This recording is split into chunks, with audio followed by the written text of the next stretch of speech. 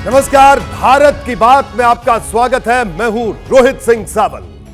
भारत का हूं, भारत की बात करता हूं। 4 जून को लोकसभा चुनाव के नतीजे आने हैं, यानी आज से ठीक 68 दिन बाद पहले चरण के लिए नामांकन खत्म हो चुके हैं। आज से दूसरे चरण के लिए नामांकन शुरू हो गए, जो 4 अप्रैल तक जारी रहेंगे। दूसरे चरण में बिहार की 5 सीटों पर वोटिंग होगी, जिसमें पूर्णिया शामिल है। जी हां, पूर्णिया का जिक्र खास तौर पर मैं इस वजह से कर रहा हूं क्योंकि इस एक सीट ने बिहार की राजनीति में तूफान उठा दिया है और इसके केंद्र बिंदु में है पप्पू यादव। बिहार में आरजेडी और कांग्रेस लंबे वक्त से एक साथ है, हर परिस्थिति में साथ खड़े रहने की बात करते हैं, लेकिन कांग्रेस में पप्पू यादव की एंट्री हुई तो इन दोनों दलों के बीच मतभेद शुरू हो गए।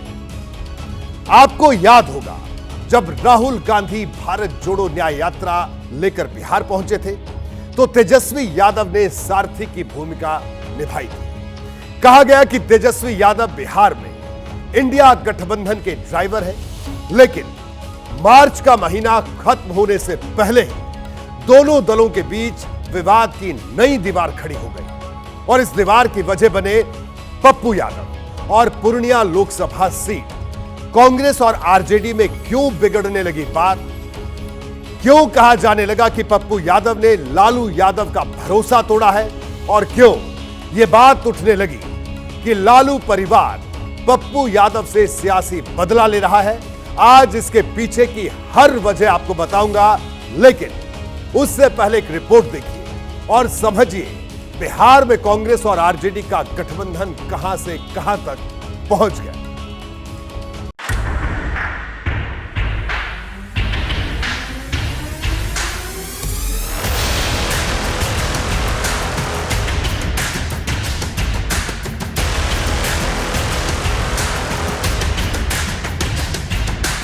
सब नजर नजर का फर्क है। इन तस्वीरों में किसी को मोदी के यंग चैलेंजर दिखे, किसी को नीतीश से बिछड़े महागठबंधन का डर दिखा, किसी को ड्राइविंग सीट पर सिर्फ तेजस्वी दिखे तो किसी को साथी और सारथी एक साथ दिखाई दिए।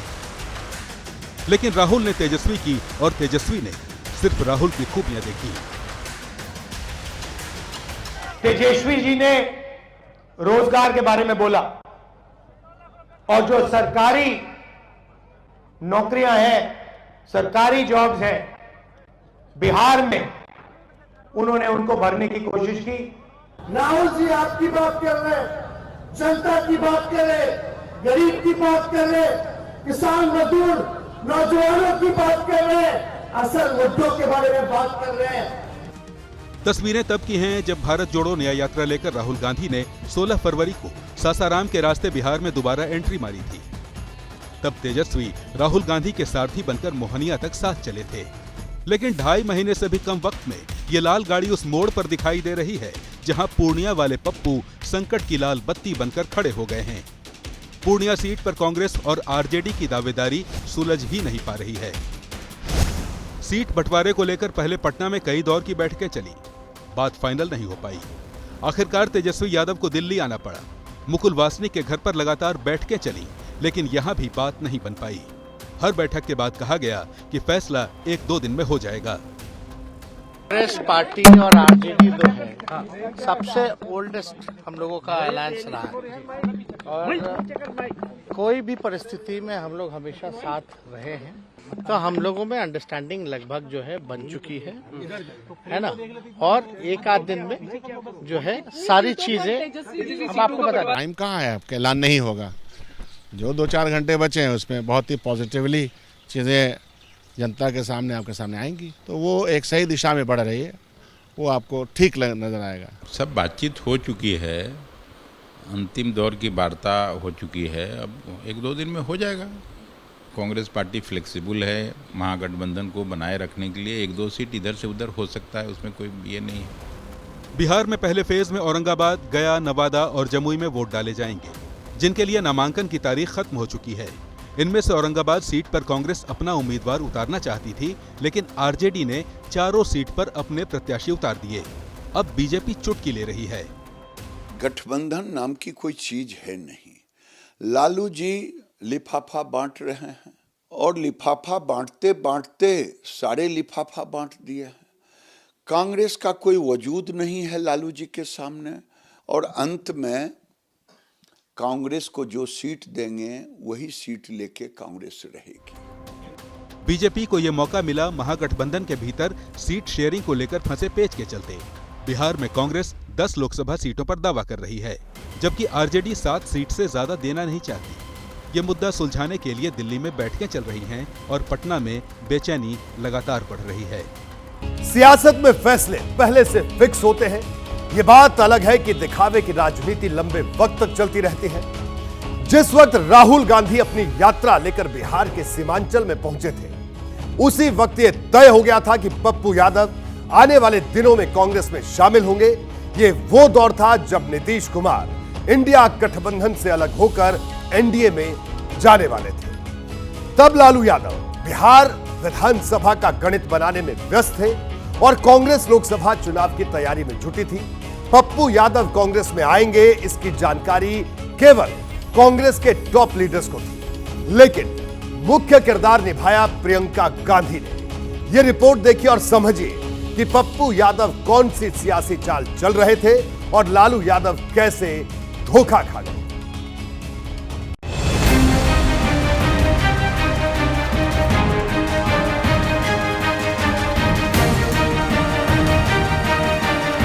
तारीख थी 19 मार्च और सुबह से ही हलचल शुरू हो गई कि पप्पू यादव कोई बड़ा फैसला लेने वाले हैं। और शाम होते होते ये तस्वीर साफ होने लगी कि पप्पू यादव इंडिया गठबंधन की तरफ कदम बढ़ा चुके हैं। 19 मार्च की शाम को पप्पू यादव पटना पहुंचे। प्रोग्राम था लालू यादव से मुलाकात का, और जैसे ही वो राबड़ी आवास पहुंचे, तेजस्वी यादव ने उनका स्वागत किया, घर के अंदर तक लेकर गए। काफी देर तक बातचीत हुई और बाहर निकलकर कहा लालू यादव से उनका पारिवारिक रिश्ता है। लालू जी से तो पारिवारिक और भावनात्मक लगाव है और बिल्कुल परिवार की तरह हम लोग एक हैं और हमेशा परिवार की तरह एक रहेंगे। उस वक्त ये खबरें भी तेजी से फैलने लगी थी कि पप्पू यादव अपनी पार्टी का कांग्रेस में विलय करने जा रहे हैं, लेकिन जब उनसे ये सवाल पूछा गया तो इसका फैसला उन्होंने लालू यादव पर छोड़ने की बात कह दी। कांग्रेस को तय करना है ना, लालू जी को तय करना है। हम मिलेंगे, कांग्रेस के शीर्ष नेतृत्व से मिलेंगे। दरअसल पूरा खेल पप्पू यादव के इसी बयान में छिपा है।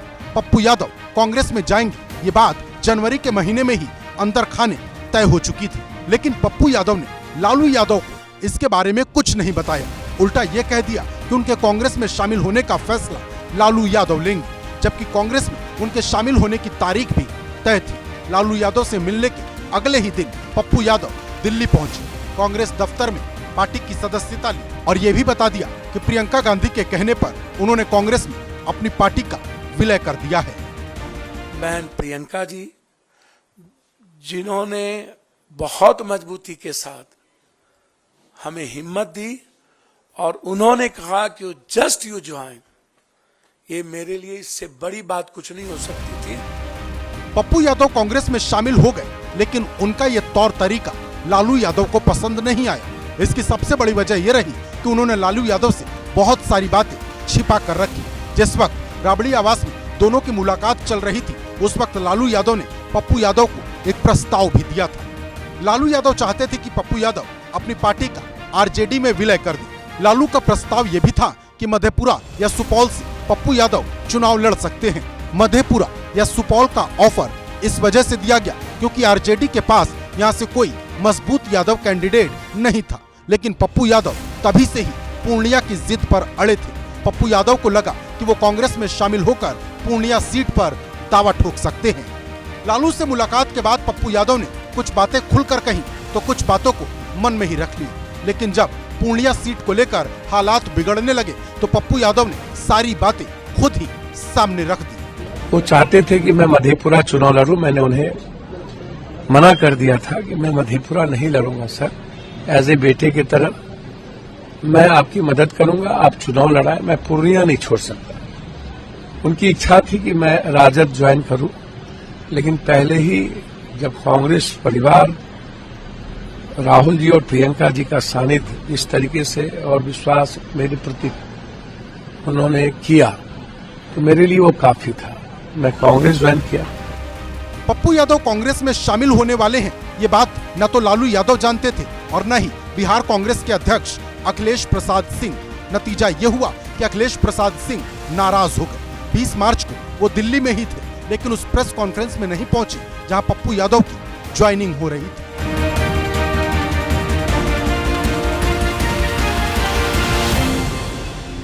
देखिए, अब सीधी कहानी यह है कि इस मामले में भरोसे का सियासी कत्ल हुआ है।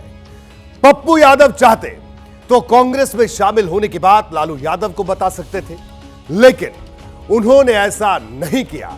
यही बात लालू यादव के दिल पर लग गई। वैसे भी लालू यादव पूर्णिया लोकसभा सीट के लिए पहले से ही प्लान बना चुके थे। अब इस कहानी में एंट्री होती है बीमा भारती की, जो कुछ दिन पहले तक जनता दल यूनाइटेड यानी नीतीश कुमार की पार्टी की विधायक थी, लेकिन लालू यादव ने उन्हें अपने साथ जोड़ा और पूर्णिया से आरजेडी का सिंबल भी दे दिया। बीमा भारती 24 साल पहले साल 2000 में पहली बार विधायक बनी थी। तब वो निर्दलीय चुनाव जीती थी। 5 बार विधायक बन चुकी हैं। पिछली बार नीतीश सरकार में मंत्री भी थी, लेकिन इस बार जब बिहार में सियासी उथल पुथल हो रही थी, तब वो लालू यादव के संपर्क में चली गई। यह बात लगभग तय हो गई थी कि बीमा भारती फ्लोर टेस्ट में मौजूद नहीं रहेंगी, लेकिन आखिरी वक्त में वो विधानसभा पहुंच गई। बाकायदा पुलिस प्रोटेक्शन में बीमा भारती को विधानसभा लाया गया था। कई लोगों ने कहा कि विधानसभा पहुंचने के लिए उन पर दबाव बनाया गया। अब इसे संयोग कहा जाए या कुछ और, क्योंकि फ्लोर टेस्ट से एक रात पहले ही बीमा भारती के पति और बेटे को पुलिस ने अवैध हथियार रखने के आरोप में गिरफ्तार कर लिया था। बीमा भारती के पति का नाम अवधेश मंडल है, जिसे सीमांचल का कुख्यात अपराधी कहा जाता है।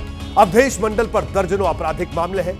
इसी के चलते बीमा भारती धन, बल और बाहुबल से भी मजबूत है। बीमा भारती ने भले ही फ्लोर टेस्ट में नीतीश कुमार का साथ दे दिया था, लेकिन उस दौरान लालू यादव के पैर छूकर यह भी बता दिया था कि उनका भविष्य लालटेन के साथ है।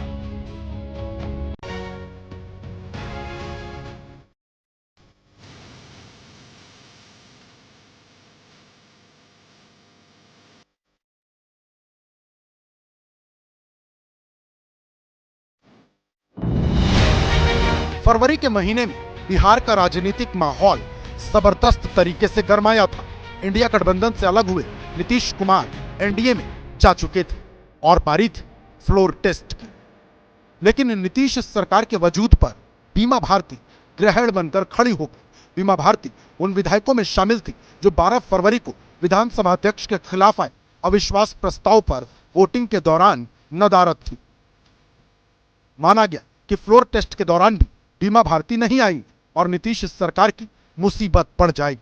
लेकिन बेटे और पति की गिरफ्तारी के बाद बीमा भारती विधानसभा पहुंची और फ्लोर टेस्ट में हिस्सा लिया। लेकिन इसी दौरान जब विधानसभा अध्यक्ष के चैम्बर में लालू यादव से उनका सामना हुआ तो फौरन बीमा भारती ने लालू यादव के पैर छुए और साफ हो गया कि बीमा भारती जो कदम उठा रही थी उसके पीछे लालू यादव का इशारा था।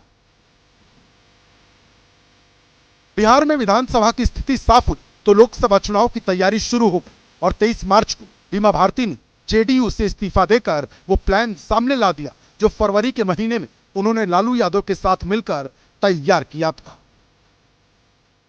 पूर्णिया से हमको माननीय राष्ट्रीय अध्यक्ष लालू प्रसाद जी, तेजस्वी जी और राजमाता का आशीर्वाद मिल चुका है और पूर्णिया में जो एक महिला अति पिछड़ा को टिकट देने का काम किया, सम्मान देने का काम किया हमारे नेता ने। 3 तारीख को हम नॉमिनेशन देने जा रहे हैं। बीमा भारती को पूर्णिया से लड़ाकर लालू यादव सिर्फ एक सीट तक सीमित नहीं रखना चाहते, बल्कि उनकी नजर पूरे सीमांचल पर है। सीमांचल में लोकसभा की 4 सीट है, पूर्णिया, कटिहार, अररिया और किशनगंज। इस इलाके में मुस्लिम वोटर 47% के आसपास, जबकि इसी इलाके में अति पिछड़ी जाति के वोटर भी काफी अहम है। बीमा भारती इसी बिरादरी की गंगोता जाति से संबंध रखती हैं। पूरे बिहार की बात की जाए तो अति पिछड़ी जाति के वोटर 36% के आसपास है और बीमा भारती के सहारे लालू यादव इसी समाज तक संदेश पहुंचाना चाहते।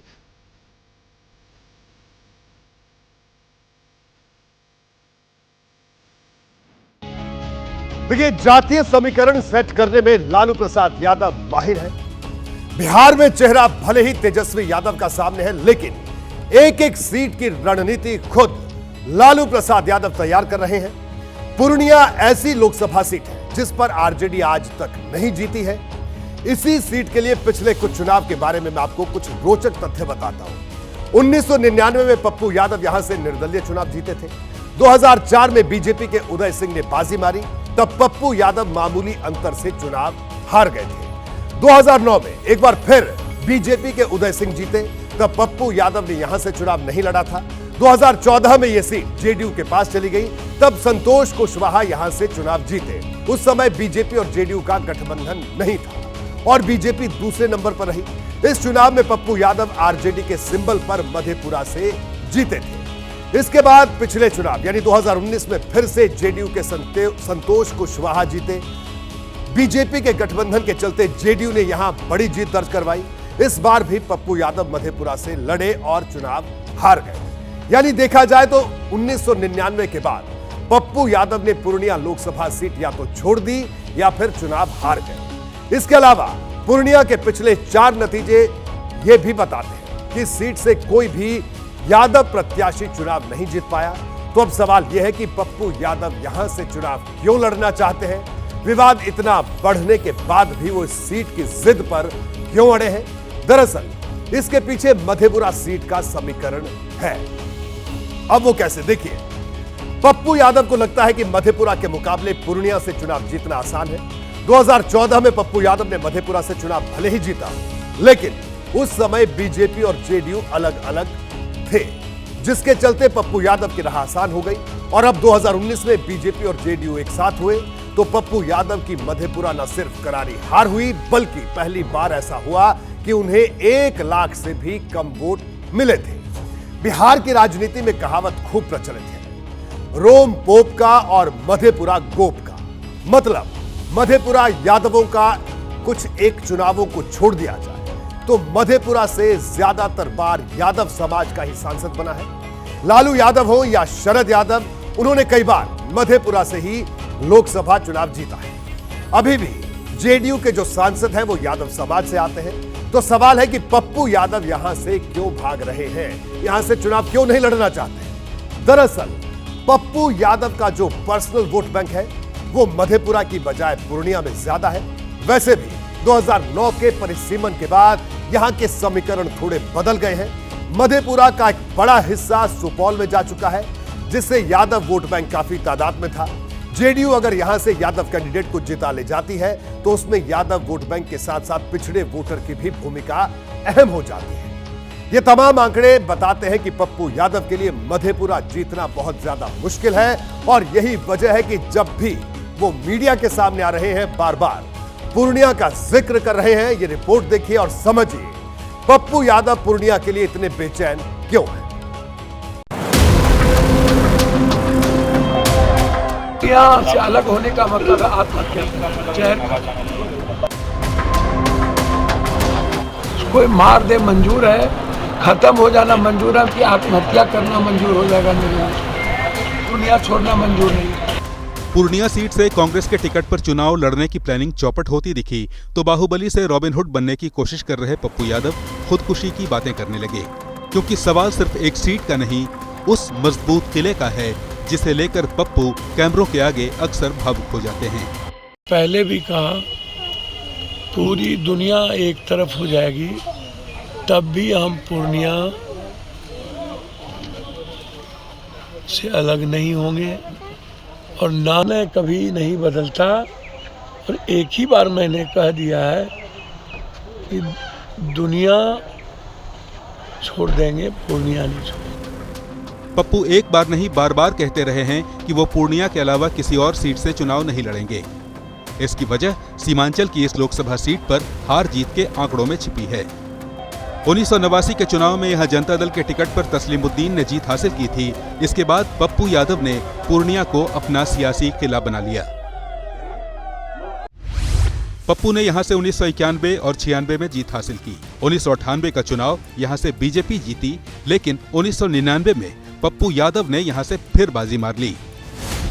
इसके बाद 2004 और 2014 का चुनाव उन्होंने बेशक मधेपुरा से जीता, लेकिन पूर्णिया से दूर नहीं रहे। इस बार भी वो पिछले करीब 6 महीने से पूर्णिया से चुनाव लड़ने की तैयारी कर रहे हैं। जनसंपर्क बढ़ाने के लिए जनवरी में प्रणाम पूर्णिया कैंपेन लॉन्च किया, जिसमें भारी भीड़ जुटती रही।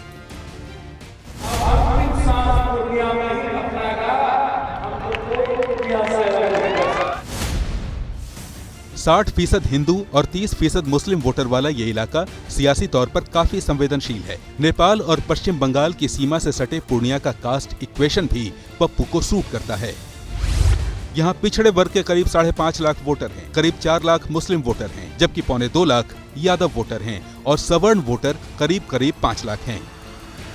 पूर्णिया वो लोकसभा सीट है जहां कभी कांग्रेस का झंडा लहराता था, लेकिन बीते 40 बरस से पंजा वहां सफलता की तलाश में है। जब पप्पू ने पार्टी का दामन थामा, तब कांग्रेस को लगा कि यहां उसकी कामयाबी का सूखा खत्म हो सकता है। लेकिन जिस आरजेडी को पप्पू ने 2015 में छोड़ा था, वो 9 साल बाद उनकी मुश्किलें बढ़ा रहा है और कांग्रेस का शीर्ष नेतृत्व है कि खुलकर उनका समर्थन नहीं कर रहा। नतीजा ये है कि पप्पू भी सियासत के सारे चप्पू इस्तेमाल कर रहे हैं। कांग्रेस को नंबर 1 करने आए हैं और कांग्रेस की ताकत बनने हम आए हैं, एक सच्चे सिपाही की तरह। लड़ूंगा तो पूर्णिया, यदि कांग्रेस कह देगी कि छोड़ दीजिए, नहीं लड़िए, पार्टी को हमें कह देगी, तो मैं किसी कीमत पर नहीं लड़ूंगा। राहुल गांधी जी सिर्फ प्रियंका जी के प्रति मैं प्रतिबद्ध हूं। उनके फोन जब आएंगे तो निश्चित रूप से पप्पू यादव का संकल्प जो है वो रहेगा। तो एक बड़ी बात पप्पू यादव ने बीपी न्यूज से कही कि अगर कांग्रेस मना कर देगी तब वो छोड़ देंगे, यानी पप्पू यादव की नरमी। लेकिन अब इसके लिए कल तक इंतजार करना होगा कि आखिरकार पूर्णिया का क्या होगा। बहरहाल कांग्रेस ने पप्पू यादव को पार्टी में शामिल तो करा लिया, लेकिन अब पप्पू यादव ही कांग्रेस के लिए सरदर्द दिखाई दे रहे हैं। जाहिर सी बात है कि पप्पू यादव को शामिल कराते वक्त ये वादा किया गया हो कि उन्हें पूर्णिया से चुनाव लड़वाया जाएगा, लेकिन अब हालात बिगड़ चुके हैं। पप्पू यादव भले ही मंझे हुए राजनेता हैं, लेकिन लालू यादव की राजनीति से उनका कोई मुकाबला नहीं किया जा सकता। कहा जाता है कि बिहार में जाति की राजनीति अगर कोई सबसे बारीकी से समझता है तो वो लालू प्रसाद यादव है। उन्होंने न सिर्फ यादव वोट बैंक को अपनी सबसे बड़ी ताकत बनाया, बल्कि किसी दूसरे यादव चेहरे को बिहार में सिर उठाने का मौका नहीं दिया।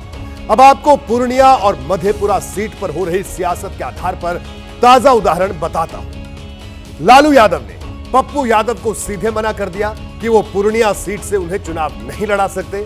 लालू भी जानते हैं कि पप्पू यादव अगर पूर्णिया से लड़ते हैं तो उनकी जीत के चांस बढ़ जाएंगे। अगर ऐसा होता है तो बिहार में एक बार फिर लालू परिवार के बाहर कोई नया यादव चेहरा खड़ा हो सकता है। इसके अलावा लालू यादव ने पप्पू यादव के लिए मधेपुरा सीट छोड़कर शरद यादव के बेटे शांतनु यादव के लिए भी रास्ते बंद कर दिए। लालू यादव जब शरद यादव की अंत्येष्टि पर पहुंचे थे तो कहा था कि शांतनु यादव को मधेपुरा से चुनाव लड़वाएंगे।